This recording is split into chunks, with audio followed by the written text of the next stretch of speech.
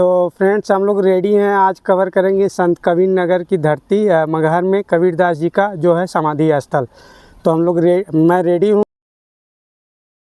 चलते हैं टूर के लिए। आप लोग बने रहिए वीडियो में फ्रेंड्स। तो फ्रेंड्स फाइनली हम पहुँच गए हैं मगहर में, जो कि स्थित है संत कबीर नगर ज़िले के अंदर। और ये यहाँ पे स्टेशन पड़ता है खलीलाबाद। यहाँ से जो कि दूरी है तकरीबन 8 किलोमीटर। यही मैंने मैप में देखा था। वहाँ से अगर कोई आना चाहे व्यक्ति संत कबीर दास जी के जो समाधि स्थल पे घूमना चाहे वो व्यक्ति आ सकते हैं। यहाँ पे पूरे क्या कहते हैं भारत से लोग आते हैं घूमने के लिए। और कबीरदास जी का एक दोहा जो है मैं कहना चाहूँगा फ्रेंड्स, मुझे याद है।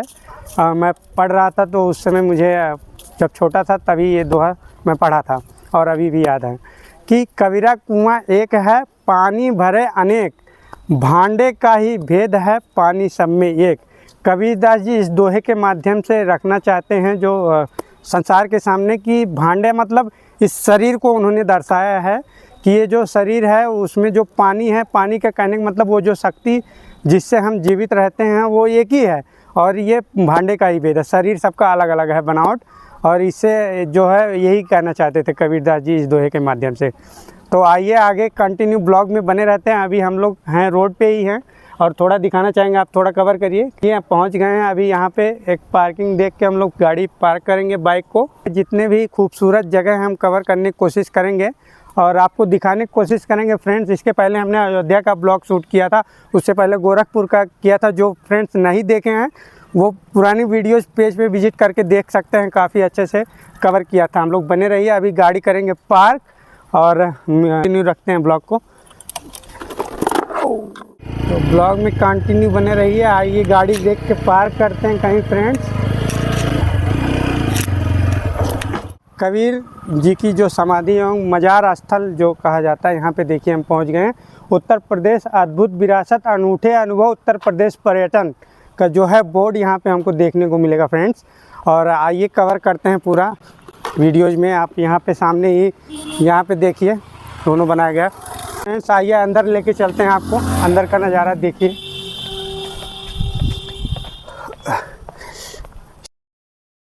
तो जी यहाँ पे एक मजार भी है, बगल में एक मंदिर भी है, उस पर आप इतनी बात में दोनों लोग राजा आमने सामने तलवार लेकर तैयार हो जाते हैं।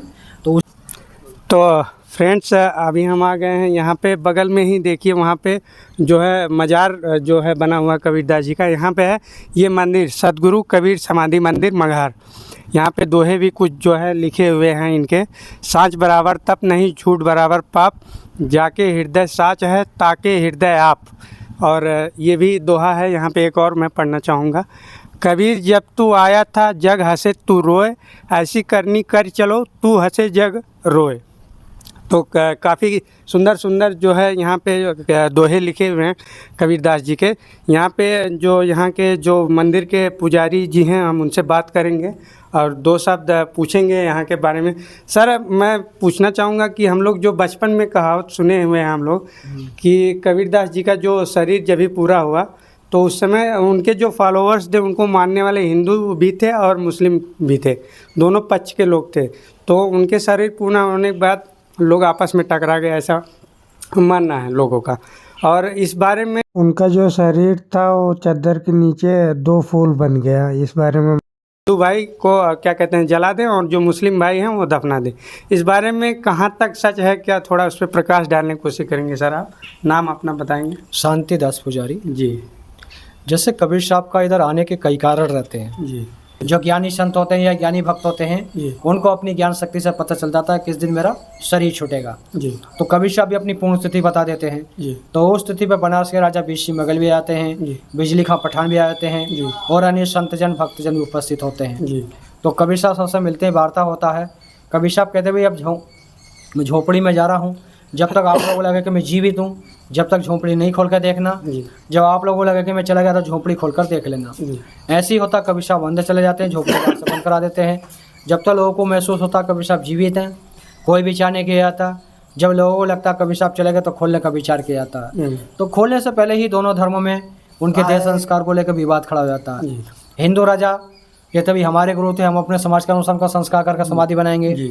मुस्लिम राजा कहते भी नहीं हमारे गुरु थे, हम अपने धर्म अनुसार उनको दफना के मजार बनाएंगे। यही दोनों में टकराव चलता रहता है, कोई भी किसी की बात को सुनने के लिए तैयार नहीं होता। जी पूरा करिए जो फूल वाली बात। तो फिर दोनों में सब होता है कि अभी युद्ध करेंगे, युद्ध में जो जीतेगा वही उनका देश संस्कार करने का अधिकारी रहेगा। तो इतनी बात में दोनों लोग राजा आमने सामने तलवार लेकर तैयार हो जाते हैं। तो उसी परिस्थिति में फिर आकाशवाणी होता, खोलो पर्दा है नहीं मुर्दा, युद्ध मिथ्या तुम कर डाली, सुन के वाणी यचा निशानी देख निशानी कर डाली, रोबे परवीना हाथ मत चीना। जब आकाशवाणी होता, खोलो पर्दा है नहीं मुर्दा, दोनों लोग विमर्श करते हैं, झगड़ा बात को करेंगे, पहले झोपड़ी खोल के देखा जाए। जी झोपड़ी खोलते तो फूल और चादर मिलता है, शरीर नहीं मिलता। उसी से हिंदू राजा यहीं पर समाधि मंदिर स्थापित कर देते हैं और मुस्लिम राजा उधर मजार स्थापित कर देते हैं। झगड़ा दोनों का समाप्त हो जाता है। ये चीज़ बहुत सही इन्होंने एक्सप्लेन किया है, जो कि हम लोग सुनते आ रहे हैं। तो आइए फ्रेंड्स आपको दिखाते हैं मजार जो है कबीर साहब का यहाँ पे। सर आप दो शब्द कहिए। दो शब्द कबीरदास जी के बारे में प्रकाश डालेंगे, उनके जीवन के बारे में, क्योंकि हमने ऐसा सुना हुआ कि उनका जो जब ही शरीर पूरा हुआ उनके फॉलोअर हिंदू भी थे, मुस्लिम भाई थे, सभी लोग उनको मानते थे और सभी लोग उनका आदर भी करते थे। तो उनके शरीर पूरा होने के बाद ये चीज़ समस्या हुई कि हिंदू भाई कहते थे कि हम इनको जलाएंगे और मुस्लिम भाई कहते थे दफनाएंगे।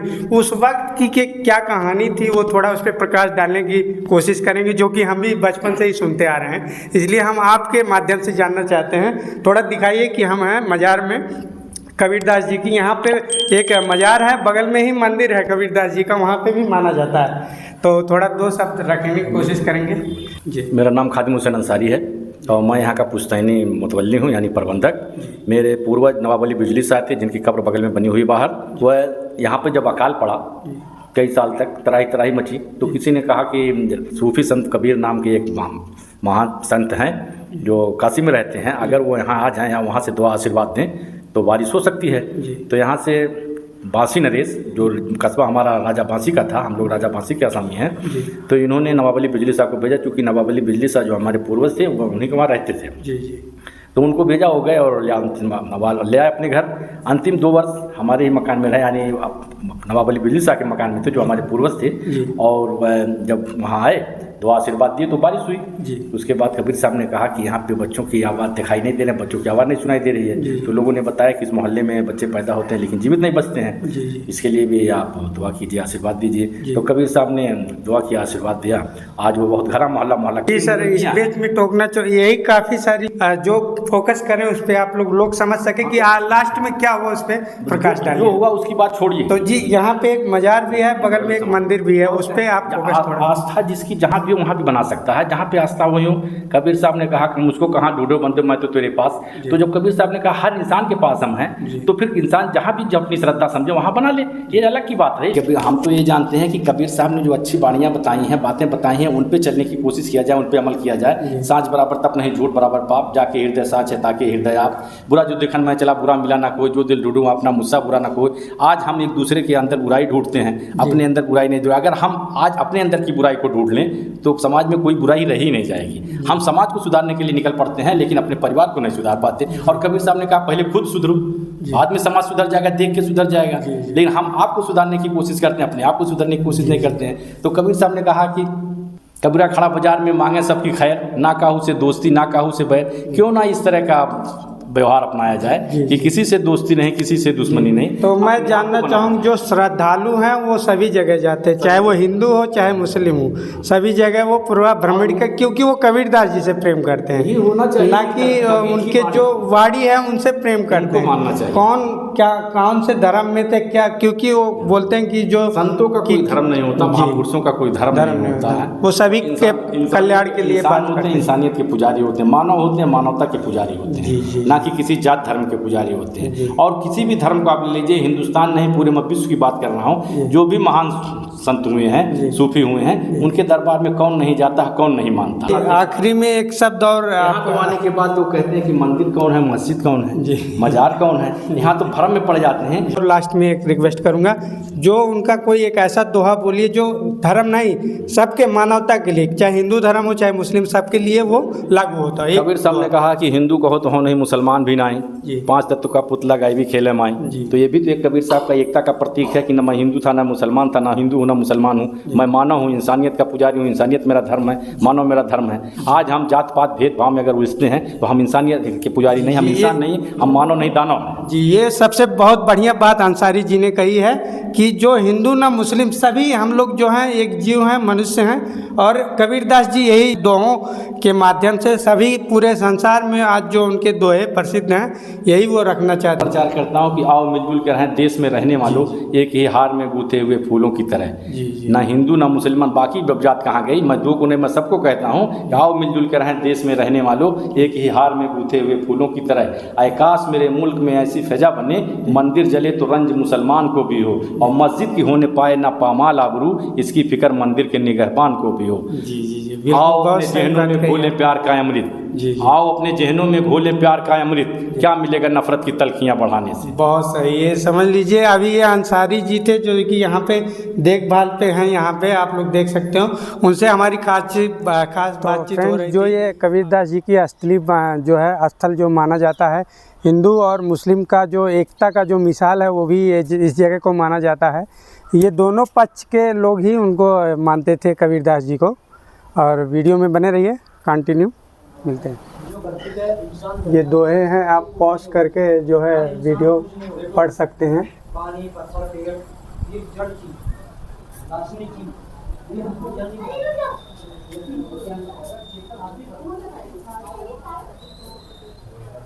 वीडियो पॉज करके आप पढ़ सकते हैं जो दोहे हैं जो मंदिर पे लिखे गए हैं। समाधि मंदिर है कबीरदास जी का। हमारे प्रियतम हम बने, उसमें भी जाएगा, लेकिन उसके पीछे जो सतता चाहिए। तो आप कंटिन्यू करते हुए ऐसे ये जगह पे आ गए हैं जहाँ पे कबीरदास जी ध्यान लगाया करते थे। हम पूरा कवर करने की कोशिश करेंगे, आइए मेरे साथ। फ्रेंड्स, यहाँ पे गुफा प्रवेश है। काफ़ी छोटे थे हम आए थे, स्कूल का टूर था तभी हम आए थे। अभी काफ़ी समय बाद आ रहे हैं। यहाँ पे काफ़ी सारा जो है नया जो रेनोवेशन हो गया है, काफ़ी सारा बन गया है। आप देख सकते हो। आइए आप मेरे साथ अंदर, आपको दिखाने की कोशिश। अंधेरा हो गया जी तो फ्लैश चल, अच्छा लाइट है, तब लालटेन लेके दिखाने जाते थे। चालू करो, तो चालू करो, ऐसे नहीं। तो फ्रेंड्स अंदर आइए, आपको दिखाने की कोशिश करेंगे जी। यहाँ पे देखो, इस स्थान को माना जाता था कि कबीरदास जी यहाँ पे बैठ के जो है ध्यान किया करते थे, भजन भी कह सकते हैं एक तरीके से। यहाँ पे बैठ के वो ध्यान लगाया करते थे। इसलिए उन्होंने अंदर का जो जगह चूज किया, इसलिए क्योंकि जो अंदर है वो बाहर की आवाज़ नहीं आती थी अंदर, इसीलिए उन्होंने ये जगह चूज किया। यहाँ पे पूरा शांति, आप मेरा आवाज़ सुन सकते, पूरा टकरा रहा होगा माइक में, आप सुनने की कोशिश करेंगे। 2 मिनट के लिए मैं शांत रहूँ, उसके बाद यहाँ का शांति सुनिए आप।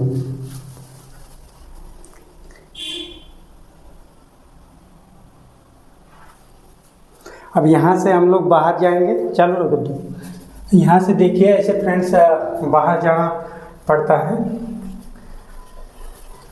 यहाँ से आप ऐसे बाहर आ जाइए। ये बदला है, नया तरीके से बना दिया गया है। यहाँ से देखिए बाहर का द्वार। अभी आवाज़ आप सुन सकते हो, क्लियर आ रहा है। थोड़ा अच्छा लगा यहाँ पे आके फ्रेंड्स, जो है बहुत अच्छा पूरा वातावरण है। पूरा काफ़ी मतलब जगह है यहाँ पे, जो है पूरा आप गाड़ी लेके आते हैं, बस से आते हैं टूर में, तो आप यहाँ पे जो है आप पार्क करके आराम से आनंद ले सकते हैं इस जगह का।